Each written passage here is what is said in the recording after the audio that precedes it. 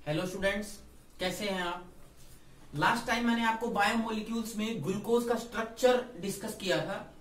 उसकी लिमिटेशन भी मैंने डिस्कस की थी कि ओपन चेन जो स्ट्रक्चर होता है उसकी क्या लिमिटेशन होती है ग्लूकोज की। आज मैं उससे आगे ग्लूकोज का एक और स्ट्रक्चर जिसको हम साइक्लिक स्ट्रक्चर बोलते हैं ग्लूकोज का, वो मैं आपको डिस्कस कराता हूं। दो स्ट्रक्चर बेसिकली आते हैं जिनको हम प्रोजेक्शंस भी बोलते हैं। First one is known as Fisher projection formula and second one is known as Haworth projection formula. तो हम स्टार्ट करते हैं cyclic structure of glucose. Cyclic structure of glucose. अब देखो, ग्लूकोज का मैंने आपको स्ट्रक्चर कुछ ऐसा कराया था, ठीक है। अगर मैं इसको 1 2 3 4 5 and this is 6 CH2OH like this. यहां पर OH राइट में, H लेफ्ट में, this is OH and this is H। Third number पे जो कार्बन आएगा उसका ही OH की पोजीशन आपको चेंज करनी है, बाकी सब कुछ क्या रहेगा, सेम रहेगा। ये ओपन चेन स्ट्रक्चर था ग्लूकोज का। पर देखो क्या होता है कि जो 5 नंबर कार्बन है इसके ऊपर जो OH ग्रुप लगा हुआ है उसके ऑक्सीजन के जो लोन पेयर हैं they can attack on this carbonyl carbon. क्योंकि ऑक्सीजन की इलेक्ट्रोनेगेटिविटी ज्यादा है, it will be partial negative and this is partial positive, तो यहां पर अटैक करेंगी। तो इससे होगा क्या, जो ऑक्सीजन और कार्बन के बीच का जो पाई बॉन्ड है इट विल ब्रेक और कहां चला जाएगा, ऊपर की तरफ। तो देखो क्या स्ट्रक्चर बन सकता है। This is carbon number 1 2 3 4 5 and this is 6 CH2OH, ठीक है।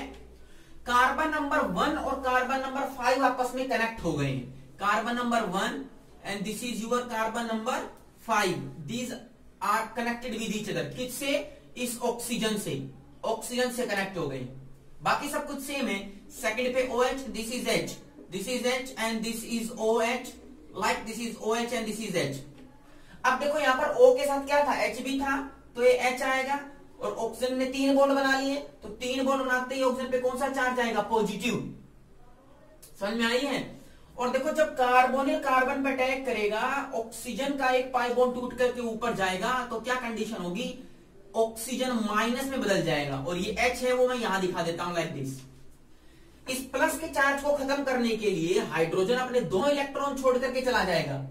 और जब दोनों इलेक्ट्रॉन छोड़ के जाएगा तो इस ऑक्सीजन पे जो प्लस का चार्ज था वो गया और वो H अब यहां आ जाएगा लाइक दिस, ऐसे। अब ये क्या बन गई, साइक्लिक स्ट्रक्चर बन गया। समझ में आ रही है बात। क्या किया, ऑक्सीजन का lone pair first carbonyl carbon पे अटैक किया है, OH आ गया। अगर ये पहले वाले कार्बन पे OH राइट में तो आता है, this is known as alpha D glucose. इसको हम अल्फा डी ग्लूकोज बोलेंगे।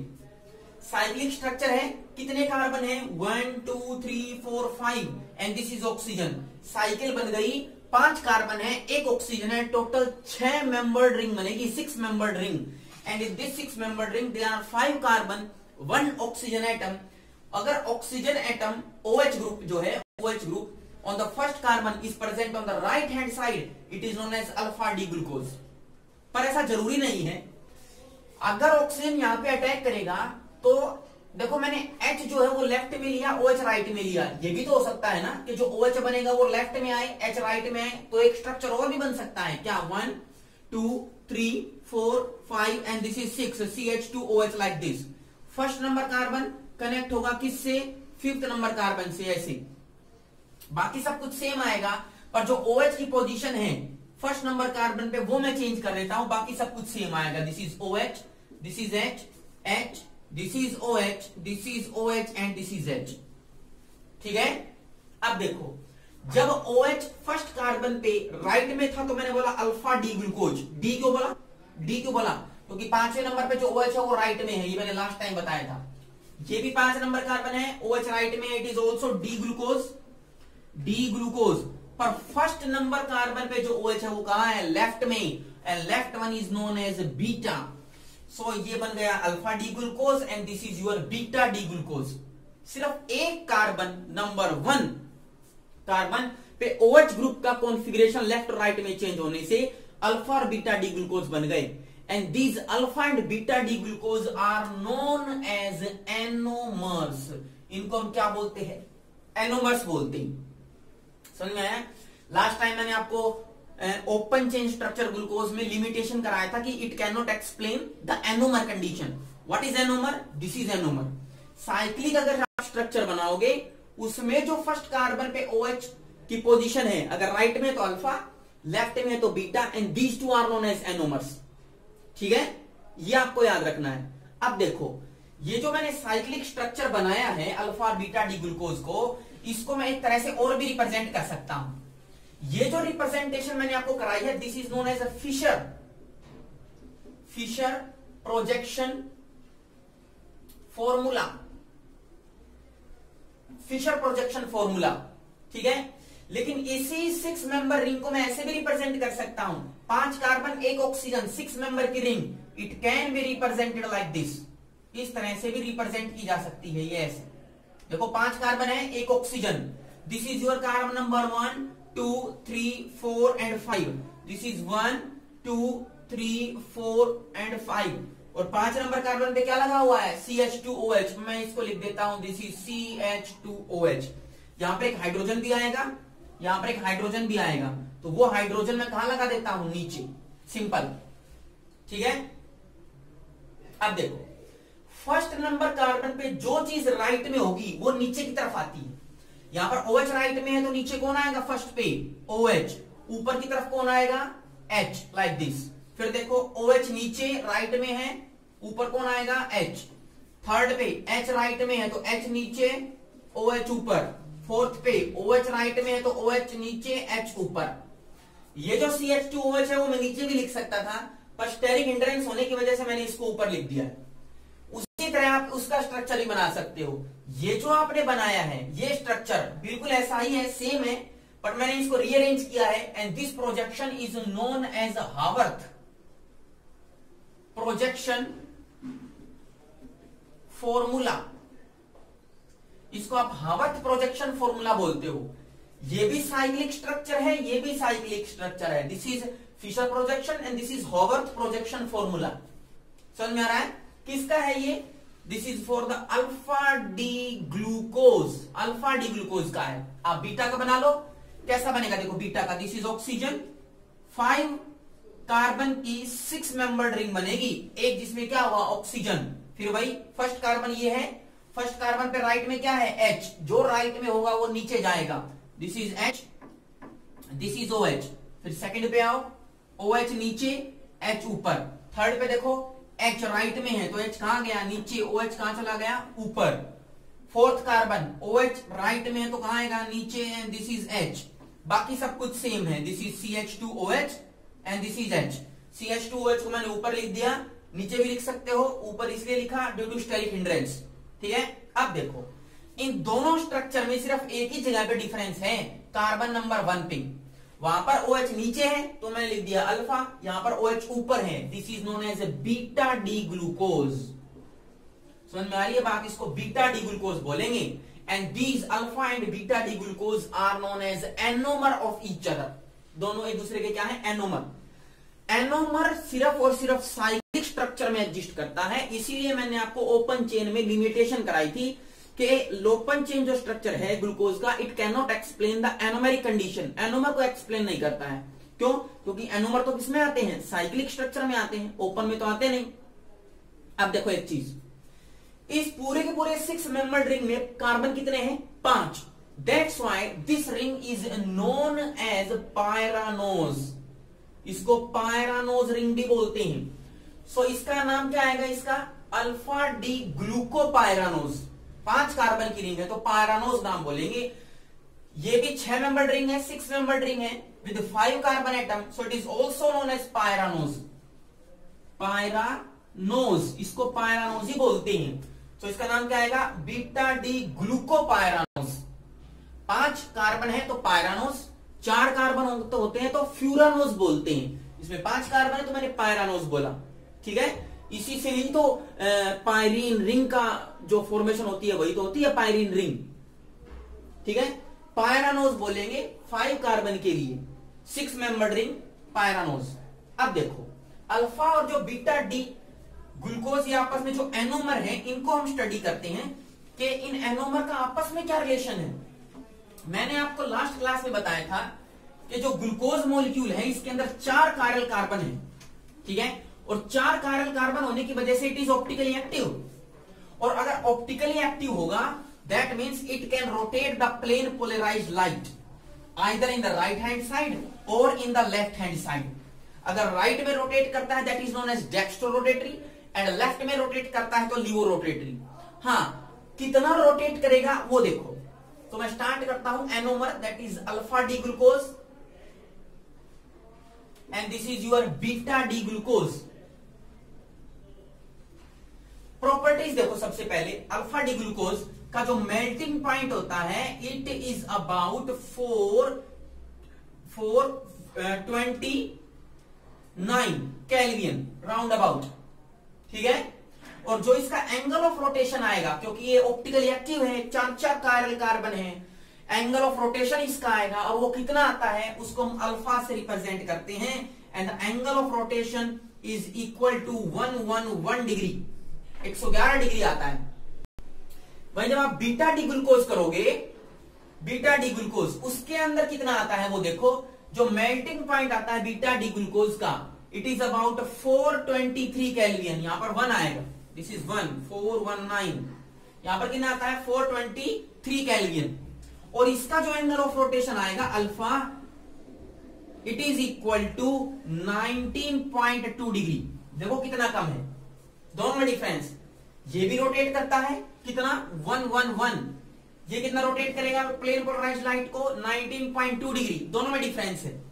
अब सपोज करो कि आपने बीकर के अंदर वाटर लिया है और वाटर में आपने ऊपर से ग्लूकोज डाल दिया।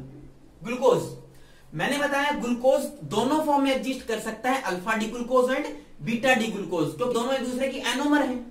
तो इस सॉल्यूशन में ग्लूकोज के अल्फा भी है और बीटा भी है। अल्फा का एंगल ऑफ रोटेशन 111 है और बीटा का एंगल ऑफ रोटेशन 19.2 है। होगा क्या, एक्वस सॉल्यूशन में ये जो अल्फा डी ग्लूकोज होता है ये धीरे धीरे बीटा में कन्वर्ट होने की कोशिश करता है, ठीक है, और ये जो बीटा डी ग्लूकोज है वो धीरे धीरे इस अल्फा में कन्वर्ट होने की कोशिश करता है, एक दूसरे में कन्वर्ट होने की कोशिश करते हैं, ठीक है। लेकिन at equilibrium what will happen, ये जो दोनों का एंगल ऑफ रोटेशन है वो चेंज कर जाएगा। अगर अल्फा वाला बीटा में कन्वर्ट होता है वो कब कन्वर्ट होगा, जब अल्फा का एंगल 111 से कम होकर के 19.2 में चला जाए तो वो अल्फा वाला बीटा में कन्वर्ट हो जाएगा। इसी तरह बीटा वाले का एंगल बढ़कर के अगर 111 हो जाए तो वो किस में कन्वर्ट हो जाएगा, अल्फा में। तो अल्फा वाला अपना एंगल कम करता है, बीटा वाला बढ़ाता है, and at the equilibrium the angle of rotation of both and alpha it will become 52.5 degree, and this angle of rotation is for both alpha and beta. क्यों, क्योंकि अल्फा वाला बीटा में convert हो रहा है by decreasing the angle, beta वाला alpha में convert हो रहा है बाय इंक्रीजिंग द एंगल। तो ये जो एक दूसरे में कन्वर्ट होने की जो प्रोसेस है, this process is known as mutarotation. इसको हम क्या कहते हैं, म्यूटा रोटेशन कहते हैं।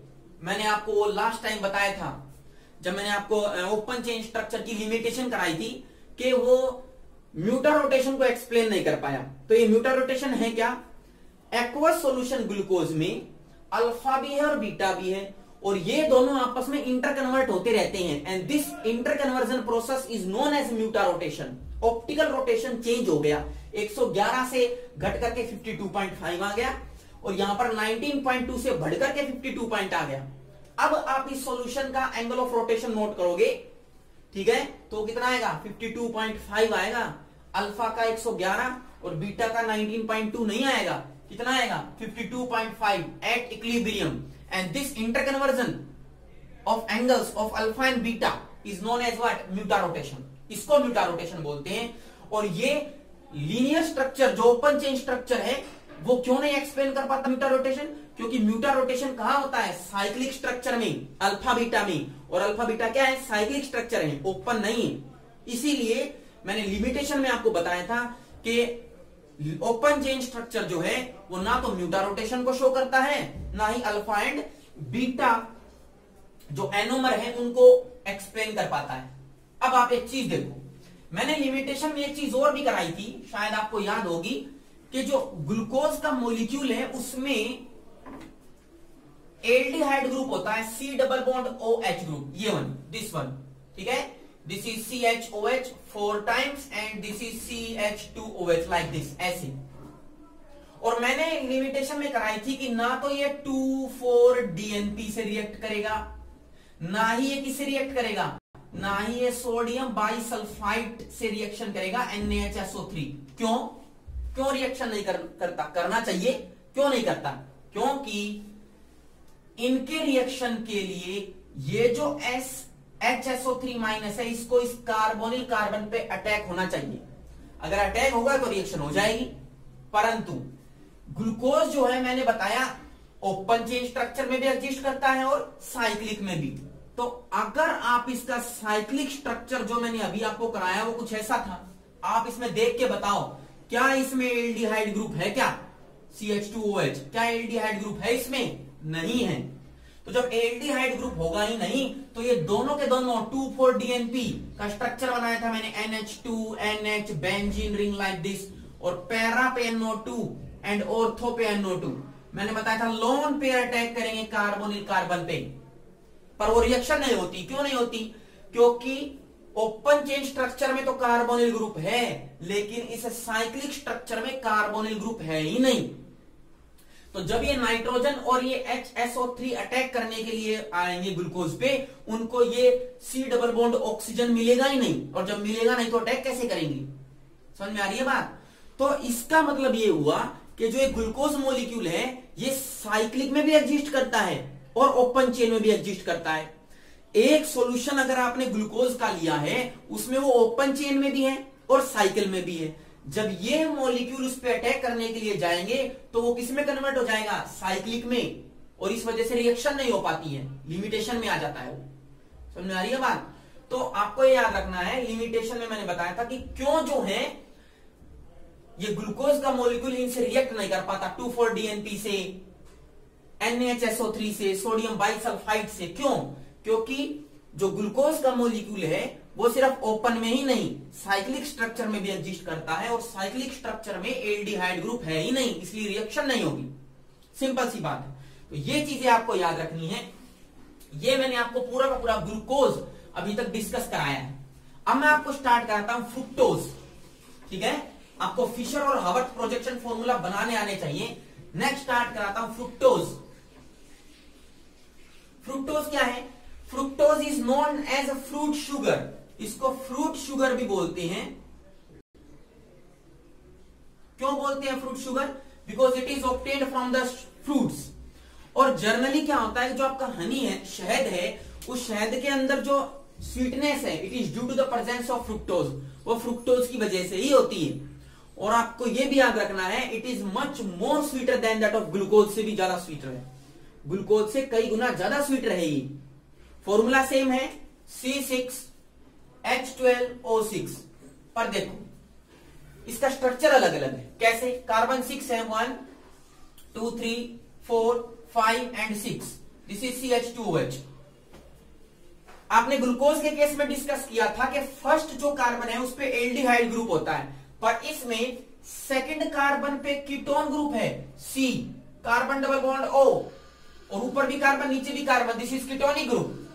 ठीक है, अब देखो दिस इज CH2OH, यहां पर क्या आएगा? यहां पर दिस इज H, यहां पर क्या आएगा? OH, यहां पर OH, दिस इज H, इधर OH आएगा, इधर क्या आएगा? H। This is the structure of glucose, sorry fructose.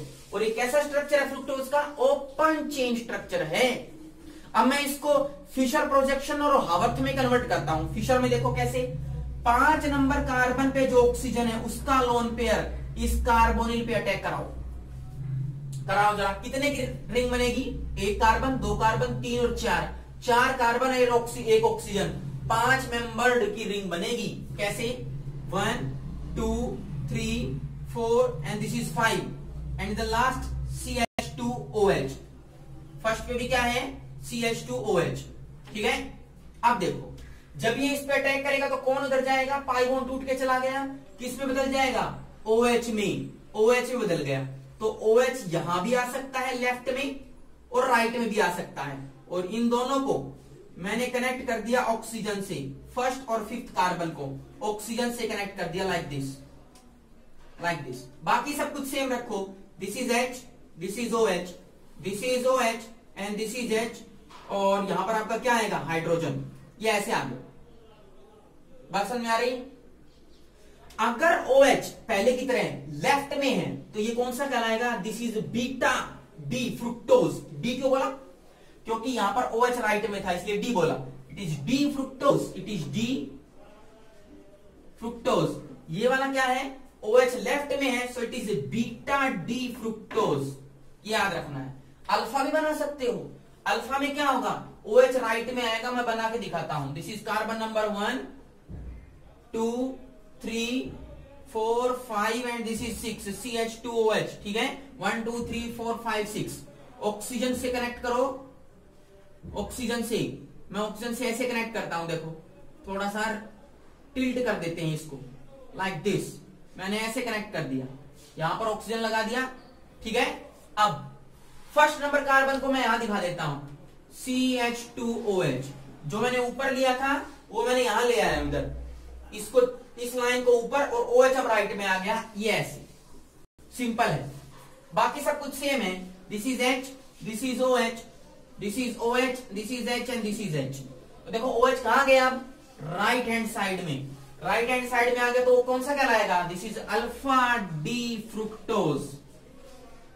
ठीक है, अगर आपको वैसा ये बनाना है ना तो आप ऐसे भी कर सकते हो। कैसे, इस लाइन को डायरेक्ट यहां पर कनेक्ट कर दो ऐसे, और यहां पर लिख दो CH2OH ऐसे।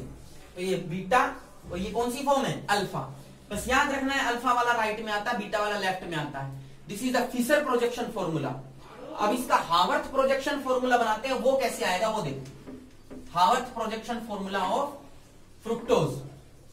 पहले अल्फा का बनाते हैं। देखो अल्फा कितने मेंबर की रिंग है, 5 मेंबर रिंग। तो 5 मेंबर रिंग कुछ ऐसे बनाओगे, oxygen and this is like this.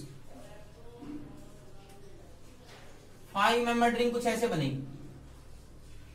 ठीक है, एक ऑक्सीजन है ये यहां पे, बाकी 4 क्या है, carbon. This is carbon number 1 2 3 4। ठीक है, और 5 नंबर क्या आएगा, CH2OH। तो 5 नंबर पे ऊपर दिखा दो ऐसे, दिस इज CH2OH, यहां पर दिखा दिया मैंने। ठीक है, फर्स्ट कार्बन पे OH राइट में है तो नीचे लाओ, फर्स्ट पे OH नीचे, H ऊपर। सेकंड पे H राइट में है, नीचे लाओ, this is H, this is OH। Third पे देखो, थर्ड पे OH राइट में है, this is your OH, this is H। Last में H नीचे आ जाएगा। ये स्ट्रक्चर बनेगा। ठीक है, और ये जो स्ट्रक्चर बना है इसमें 5 मेंबर्ड रिंग है, जिसमें 4 किसके हैं, कार्बन के, एक कौन है, oxygen. This 5 membered ring is known as furanose. इसको फ्यूरानोज बोलते हैं। समझ में आ रही है बात। और ये अल्फा फ्यूरानोज है कि बीटा, OH नीचे है, this is alpha, this is alpha D fructo furanose. Furanose कब बोलते हैं, फ्यूरानोज कब बोलते हैं, जब आपके पास जो रिंग आए वो 5 मेंबर की हो, एक ऑक्सीजन बाकी 4 कार्बन। ग्लूकोज के केस में ये फ्यूरानोज नहीं आएगी, it will be pyranose. 5 carbon के साथ, 4 कार्बन के साथ फ्यूरानोज, 5 कार्बन के साथ पायरानोज। ये आपको याद रखना है, अल्फा डी। अगर आपको बीटा बनाना है तो बीटा किससे बनेगा, इससे। OH लेफ्ट में, तो यहां पर OH कहां ले जाओ, राइट में, ऊपर की तरफ। OH अगर ऊपर की तरफ आ जाता है तो कौन सा बन जाएगा, बीटा बन जाएगा। तो अल्फा तब बोलेंगे जब नीचे आएगा, और बीटा तब बोलेंगे जब कहां आएगा, ऊपर। और ये जो अल्फा बीटा मैंने बनाए हैं, these are also known as, ये भी क्या है, एनोमर। तो आपको एनोमर और एपीमर में डिफरेंस पता होना चाहिए। एपीमर हमेशा ओपन चेन में एग्जिस्ट करता है, और एनोमर जो होता है वो साइक्लिक स्ट्रक्चर में एग्जिस्ट करता है। मैंने आपको कराया, तो सारे आपके मोनोसेकेराइड में आपको करा चुका हूं। इसके बाद जो है हम आगे का टॉपिक डिस्कस करेंगे, जिसमें मैं आपको डाइसेकेराइड वगैरह कराऊंगा। तो अब तक आप इसका रिवीजन कीजिए। तब तक के लिए थैंक यू।